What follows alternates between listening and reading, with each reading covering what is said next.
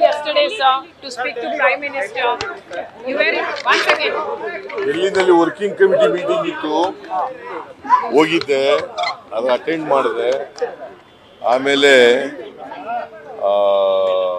Prime minister ಭೇಟಿ ಮಾಡಿದ್ದೆ. Prime minister ಭೇಟಿ ಮಾಡಿದ್ದು 4-5 ವಿಚಾರಗಳನ್ನು ಪ್ರಸ್ತಾಪ ಮಾಡಿದ್ದಾರೆ.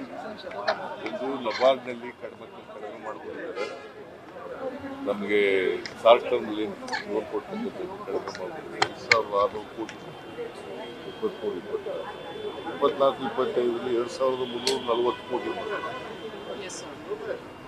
58% ಕಡಿಮೆ ಮಾಡಬಹುದು.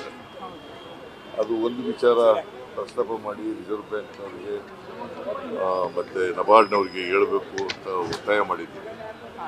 ಆಮೇಲೆ ಮಹದಾಯಿ ಯೋಜನೆ,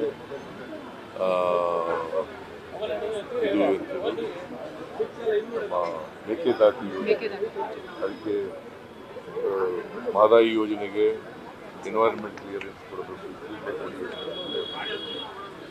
ಮೇಕೆದಾಟು ಯೋಜನೆಗೆ ಅನುಮತಿ ಕೊಡಿ ಅಂತ ಒತ್ತಾಯ ಮಾಡಿದ್ದೀವಿ. ಆಮೇಲೆ ನೀವೇ ನಿರ್ಮಲಾ ಸೀತಾರಾಮನ್ ಅವರು ಬಜೆಟ್ನಲ್ಲಿ 5,300 ಕೋಟಿ ಕೊಡ್ತೀವಿ ಅಂತ ಹೇಳಿದರು ಅಪ್ಪರ ಪತ್ರಕ್ಕೆ. 1 ಕೋಟಿ ರೂಪಾಯಿನೂ ಕೊಟ್ಟಿಲ್ಲ. 1 ವರ್ಷ ಆಯಿತು, 1.5 ವರ್ಷ ಆಯಿತು, ಕೊಟ್ಟಿಲ್ಲ ಅಂತ ಹೇಳಿ. ಆಮೇಲೆ 15 ಫೈನಾನ್ಸ್ ಕಮಿಷನ್ನಲ್ಲಿ 11,495 ಕೋಟಿ ಕೊಡ್ತೀವಿ ಅಂತ ಹೇಳಿದ್ರು, ಕೊಡಲಿಲ್ಲ ಅದು ಹೇಳಿದ್ದೀವಿ. ಮತ್ತು 15ನೇ ಹಣಕಾಸಿನ ಆಯೋಗದಲ್ಲಿ ಆಗಿರೋ ಅನ್ಯಾಯವನ್ನು 16ನೇ ಆಯೋಗದಲ್ಲಿ ಅದನ್ನು ಸರಿಪಡಿಸ್ಕೊಳ್ಬೇಕು ಅಂತ ಹೇಳಿ.